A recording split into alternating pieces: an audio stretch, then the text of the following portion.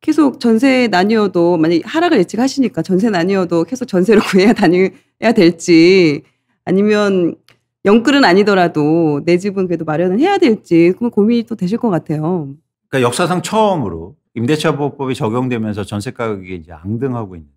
급등하고 있는데 그래서 심리적으로 쫓겨서 집을 사는 수요. 그래서 제가 아까 말씀드린 것처럼 실수요가 네. 나타나는 건데 되게 일시적인 현상이라고 보고 있고 오히려 미래 수요를 그건 이제 말씀드렸고 중요한 건 이제 그럼 어디서 판단을 어떻게 하느냐. 조금 더 저희가 좀 큰 얘기를 했으면 좋겠어요. 그러니까 이런 얘기하면 또 욕먹나?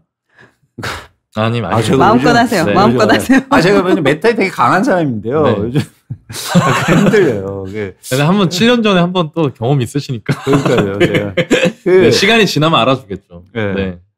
뭐냐면 자 저희가 이 삶을 사는데 저도 월급쟁이고 월급쟁이 네. 여러분들 집 한 채 갖는 게 여러분들의 꿈은 아니지 않습니까? 네? 그러면 내 집을 살 때나 그럴 때도 돈 벌려고 사셔야죠. 그래서 이렇게 심리적으로 몰껴서 그냥 내가 빚내서 어쨌든 해서 전세가가 오르니까 외지에 가서 내 수준에 맞는 대출에 맞는 집 사서 그냥 내 집에 살자 하지 마시라고요. 변화를 읽으면서 향후에 기회는 분명히 온다. 그럼 그 기회로 해서 좋은 집을 사시고 그래서 지금 여유가 있으시면 열심히 다른 데 투자하시고 집에 너무 매몰되지 마시라. 그러니까 저는 내 집도요 투자로 바라보자는 거죠. 오히려. 역설적으로. 그래야 그 부자들이 생각하는 게 그거예요. 부자들은 집을 절대 내 집으로 생각하지 않아요. 투자 목적으로 사고 팔지. 근데 왜 나는 돈 없는데 왜 나는 그렇게 집을 내 집 살려고 그렇게 합니까? 네? 그래서 내 집 사면 빠져도 괜찮아. 세상에 그런 게 어디 있어요. 내 집 빠지는 게 더 고통스럽단 말이에요. 게다가 비싸게 샀는데 다 빚으로 샀다면 상당 부분. 빚은 절대 안 깎아주지 않습니까? 집값 빠졌다고 해서 은행에서 아이고 저기 고객님 안타까우시니까 저기 빚 좀 깎아드릴게요. 세상에 그런 게 어디 있어요. 네. 예를 들어서 말이 빚은 안 갚아도 된다. 그래서 영원히 전 이 말 제일 싫어하거든요. 여러분 빚은요 우리의 책임인 겁니다. 그런 차원에서 너무 이렇게 하지 마시고요. 투자로 내 집 마련하셨으면 좋겠다. 제발 거주 목적으로 집을 사지 마시라. 그다음 지금 무주택자인 분들 같은 경우는 지금 이미 좀 가격이 많이 비싸고 또 앞으로 이제 좀 내려갈 테니 기다렸다가 전세난이 좀 있긴 하지만 좀 그렇죠. 기다렸다가 그렇죠. 그리고 이제 청약 시장이 굉장히 커져요. 그래서 정부도 3기 신도시하고 뭐 지금 난리 났잖아요. 뭐 도심에 뭘 개발하겠다. 이제 좋은 곳에서 공급 나올 수도 있어요. 그래서 무주택자한테 전부 다 줄 거니까 그리고 분양가 상한 때문에 현저하게 낮단 말이에요. 가격이. 그래서 열심히 청약하시고 고민하시고 그런 희망을 좀 가지시면서 기다리셨으면 좋겠다. 그리고 그런 걸 통해서 돈을 벌려고 하시라 제발. 내 집에서 사는 게 삶의 목적입니까? 되게 기존에 들었던 의견들과 좀 약간 다르게 말씀하셔서 네. 보통은 영끌해서 살아 아니면 영끌은 아니더라도 본인이 감당 범위 안에서 대출을 어느 정도 일으켜서 내 집은 한 채 마련을 해라. 보통 이 두 가지 정도에서 대부분은 내 집을 마련하라는 의미로 이렇게 많은 말씀들을 하시는데 사지 말라고 하시는 분들도 있죠. 네. 지금 이광수님처럼 지금 좀 가격이 너무 비싸니까 좀 기다리셔도 된다. 비싸게 사는 것보다는 그게 낫다는 말씀. 그래서 여러분들이 명확하게 그러니까 양다리는 걸치지 마세요. 그러니까 의사결정하실 때 그게 중요해 보이는데 물론 뭐 내가 그래서 그러다 보면 심리에 쫓기거든요. 네. 그래서 무주택자 같은 경우 전세가가 오르고 해서 막 이렇게 고민하다가 살면 항상 그때가 또 사실은 뭔가 시장에서 가장 리스크 있는 구간이기도 합니다. 시기이기도 하고요. 제가 오늘 2번만 말씀드리고 안 할까요? 또 욕먹을지 모르는데 저는요 투자를 잘하려면요 메타인지가 높아야 돼요. 메타인지는 뭐냐면 나 자신을 아는 거예요. 그러니까 공부를 잘하는 사람들의 공통점은 문제를 많이 맞추는 것보다 내가 몇 문제를 틀릴지 아는 사람들이에요. 자신에 대해서 그러니까 이상하게 학습 능력이 떨어지는 사람들은 과다평가하거나 자기를 과소평가해. 그래서 막 시험 못 봤는데도 잘 봤다고 막 해. 나와서. 그리고 시험 못 봤는데 시험 잘 봤는데도 나 못 봤어 이러고. 근데 시험 잘 보는 친구들은요 나와서 정확하게 틀린 개수. 그래서 이런 얘기 했더니 야, 그 조금 틀리니까 그렇지. 방금 그 말할 뻔했네요. 근데 어쨌든 자기가 마친 개수를 정확히 예측해요. 그러니까 자기 자신을 아는 거죠. 투자에서도 이게 메타인지입니다. 자기 자신을 가장 잘 알 필요가 있어요. 그러면 무주택자인 경우에 내 자신에 대해서 진지하게 고민을 한번 해보시라는 거예요. 나는 부동산을 투자를 잘 하는 사람인가? 못하는 사람이에요. 왜?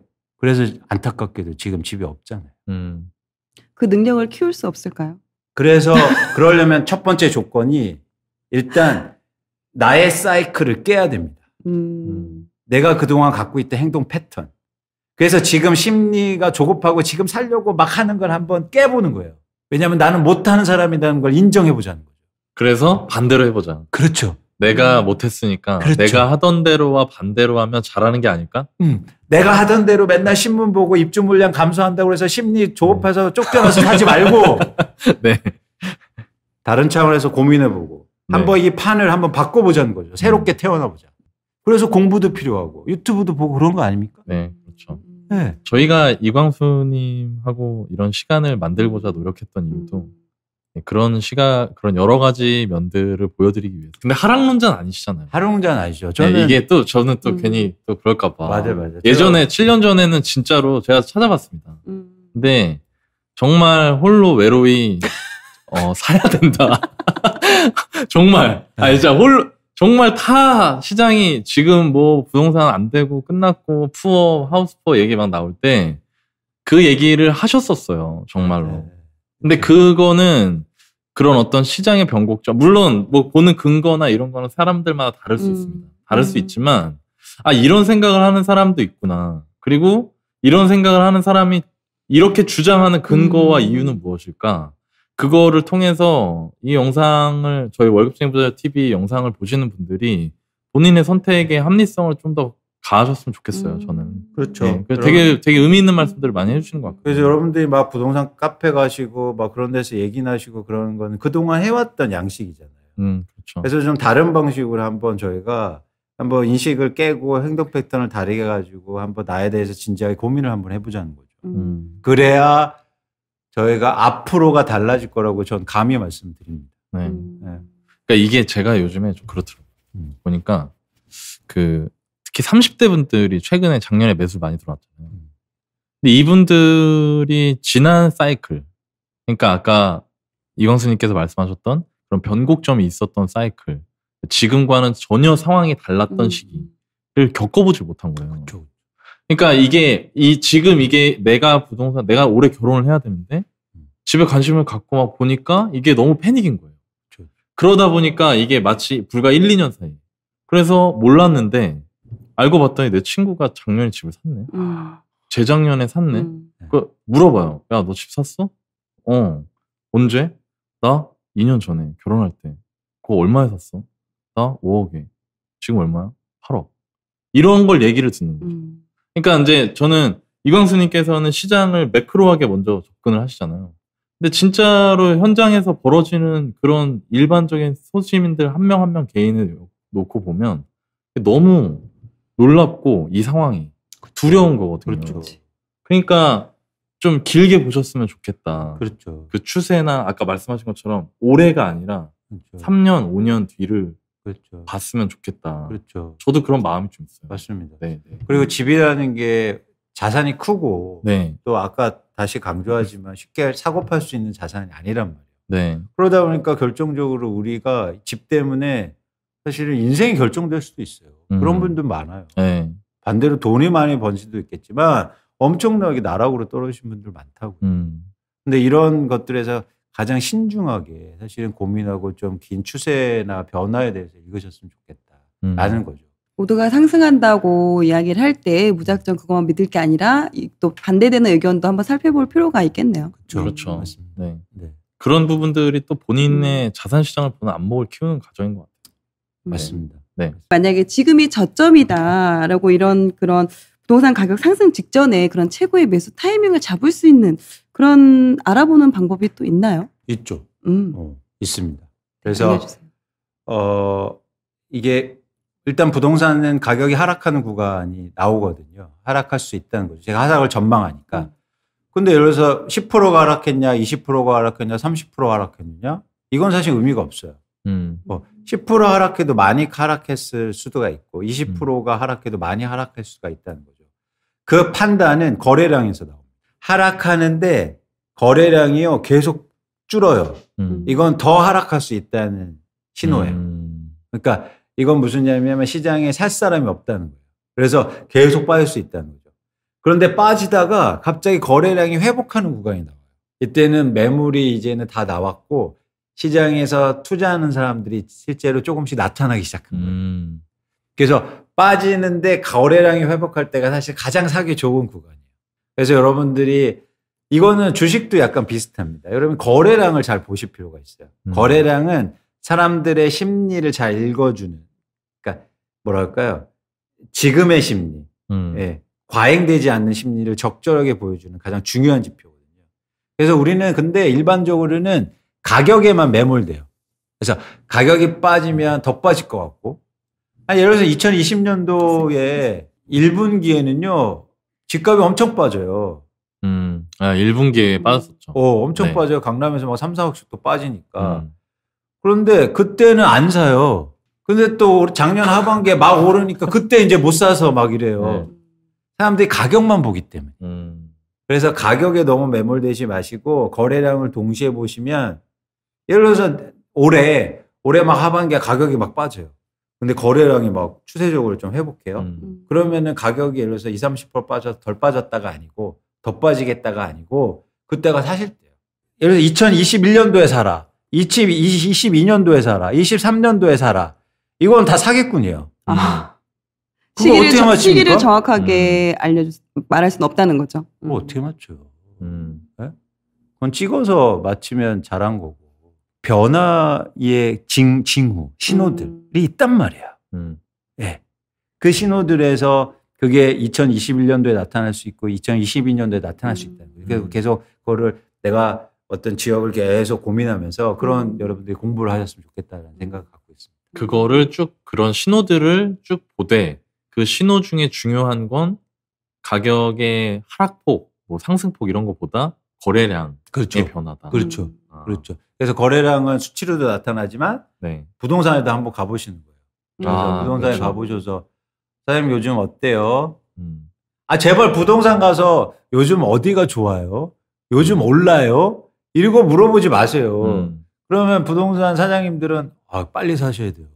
오늘이 제일 싸요. 이 답변밖에 없어요.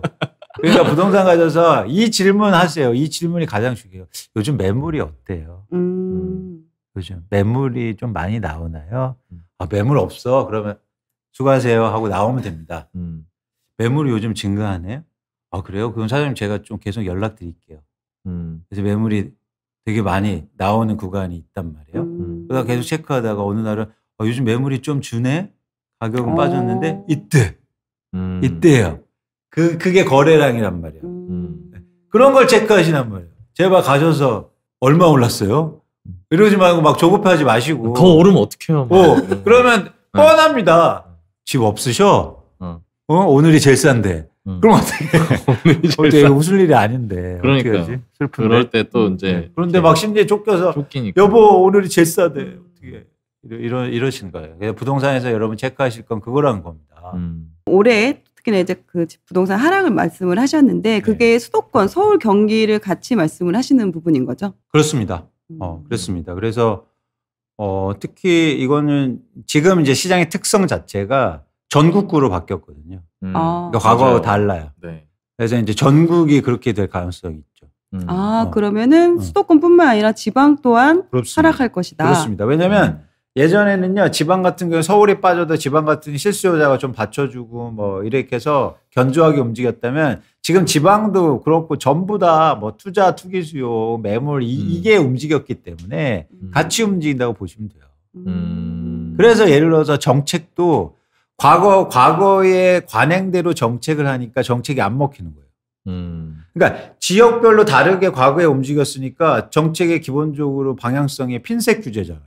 그러니까 안 먹히는 거예요. 지금 전국에 움직이는데. 그러니까 이게 제 용어를 빌리자면 범규제로 가야 되는데. 예를 들어서 이겁니다.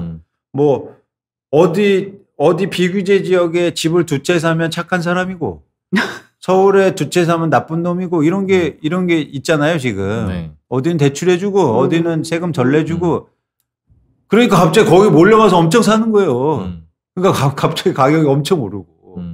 그래서 규제의 방향성도 이런 시장의 변화에 따라서 변해야 되는데 그런 지점이 좀 안타까운데 어쨌든 같은 방향성으로 그릴 거다. 그걸 이제 말씀드리는 거예요. 최근 신문에 보면은 똘똘한 한 채가 그거에 대한 또 되게 수요가 많아서 지방에 있는 큰 손들도 강남에 있는 집을 사기 위해서 많이 또 실제적으로 많이 매수를 했다고 하거든요. 그런 건 보시면 어떤 느낌 드세요? 그러니까 팩트를 체크를 해봐야죠. 작년 4분기에 가장 많이 오른 지역은 지방이었습니다. 지금 가장 많이 오른 지역은 일산하고요, 파주예요. 이거 똘똘한 한 채입니까? 네? 그렇지 않죠. 아니에요. 네. 그때마다 얘기를 다르게 한단 말이에요. 강남에 오를 땐 똘똘한 한 채라고 하고, 그런 지역이 오를 때는 또 뭐라고 하냐면 실수요자가 뭐 증가한다거나 아니면 뭐 이런 얘기를 하는 거죠. 그러니까 그거는 똘똘한 한 채 이런 용어를 만드는 거는 계속 그 상황을 설명하기 위한, 규정하기 위한 거지 본질은 아니란 말이에요. 여러 가지 일들이 다 있는데 그렇죠. 시장에서. 그렇죠. 그럼 지금 작년 같은 경우에는 예를 들어서 뭐 처음에는 서울 이제 고가 시장은 좀 사실 좀 멈춰 있었고 여러 가지 규제가 있으니까. 맞습니다. 서울의 중저가가 많이 올라갔고 네. 그다음에 경기도도 많이 올라갔고요. 네네. 그리고 그게 이제 지방으로 넘어가면서 그렇죠. 지방까지도 막 이렇게 다 올라갔잖아요. 그렇습니다. 그럼 그런 흐름이 이제 새해에는 서울 수도권뿐만 아니라 지방도 달라질 수 있다. 그렇죠. 그런 것들 흐름이 다시 이제 서울로 전이되고 이제 이래야 되는데 거기에 한계가 있단 말이에요. 이미 한계를 노출하고 있어요.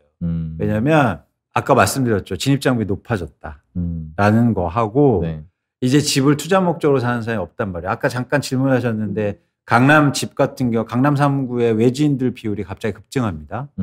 이런 현상이 전형적으로 고점에 나타나는 현상이에요. 선수들 그 지역에 살고 돈 있는 사람들이 안 사니까 지방에 있는 분들이 사는 거예요.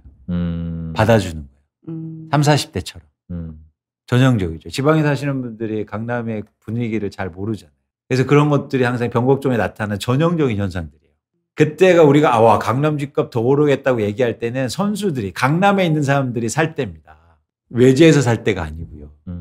그래서 그래서 지금 그런 현상들을 해석하는 거는 이제 반대로 해석을 하시는 거예요. 그렇죠. 지방 같은 경우에 지난장에 보면 서울 수도권이 서브프라임 금융위기 이후에 이제 오랫동안 한 5년 동안 계속 침체로 갔고 반대로 지방 같은 경우에는 2010년, 11년부터 굉장히 많이 올라갔었어요. 맞습니다. 근데 그때하고 지금하고 다를 거라고 생각하시는 거예요? 그렇죠. 그때하고는 그때는 국지적으로 투자나 투기 수요가 막 돌아다니면서 서울이 안 되니까 지방 가서 사고 그랬는데 지금 이미 지방까지 다 퍼져 있는 상황. 그리고 이게 전형적으로 주식시장도 마찬가지지만 부동산 시장도 사이클이 굉장히 짧아졌어요. 그리고 동질화돼 있다는 거예요. 과거보다. 그게 뭐 SNS 효과든 어떤 이런 유튜브의 효과든 모두 다 같은 생각을 하기 시작합니다.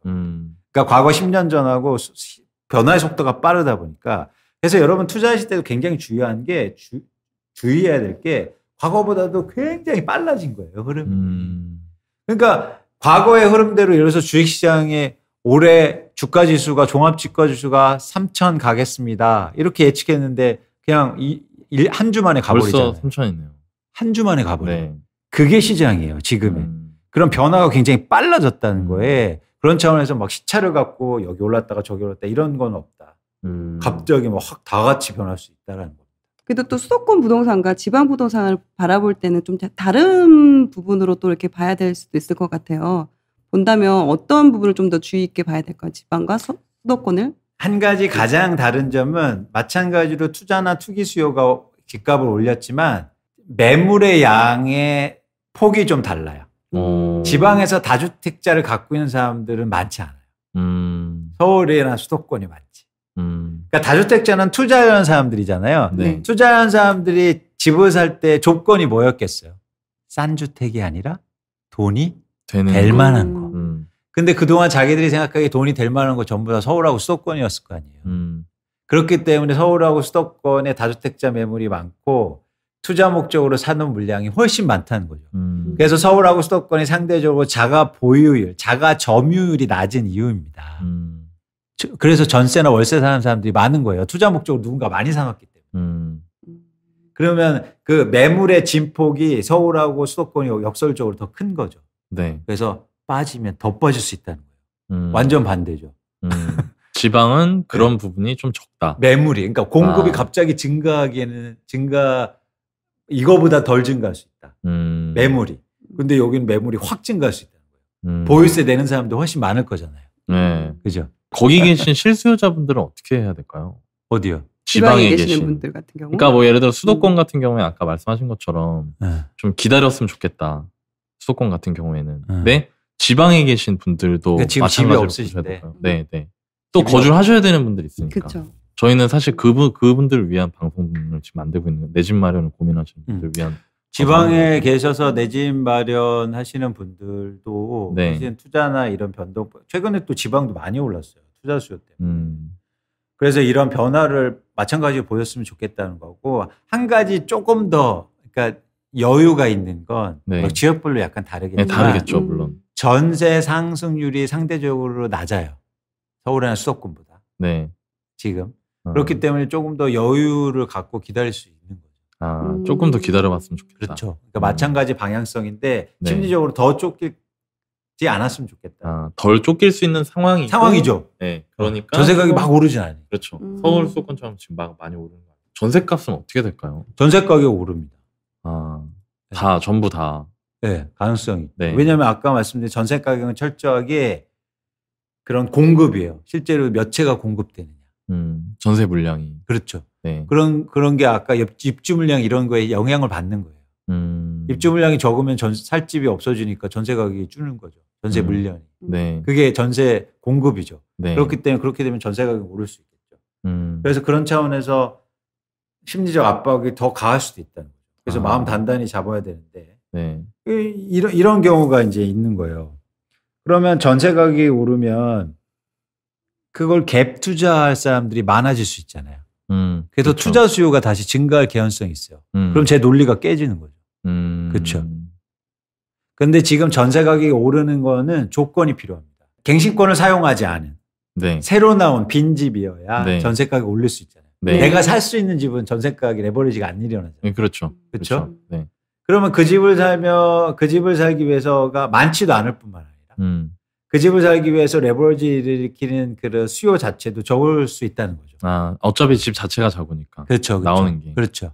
네. 그런 차원에서 이게 과거처럼 전세 가격이 오를 때 모든 전세 가격이 올라서 갭 투자가 막 뛰어드는 현상은 아니다는 거죠. 차원이 좀 다른 겁니다. 근데 최근에 또 그런 얘기 하시는 분들도 있어요. 그러니까 전세 물량은 다 이제 어쨌든 누군가가 집을 사서 세를 놔야 임대를 놔야 전세 물량이 나오는 거잖아요. 그러면은 그 역할을 하는 게 아까 말씀하신 이제 투자 수요인데 그 투자 수요가 만약에 시장에서 사라지면 그럼 임대 물량도 줄어들 수 있지 않나요? 네. 그거는요. 닭이 먼저나 달걀이 먼저냐예요. 뭐 예를 들어서 이런 거죠. 네. 그 다주택자가 그럼 줄어서 네. 시장에 매물이 많이 나오면 무주택자가 그 집을 받을 거나요. 그러면 전세 수요가 줄어들어요. 또 그 똑같은 수요 부분이니까. 네. 이게 전세를 택하든 매매를 택하든. 그렇죠. 그래서 그거는 사실은 네. 아주 직관적으로는 그럴 것 같으라고 생각하지만 절대 아닙니다. 그래서 심리적으로 그런 거에 제발 흔들리지 않았으면 좋겠다.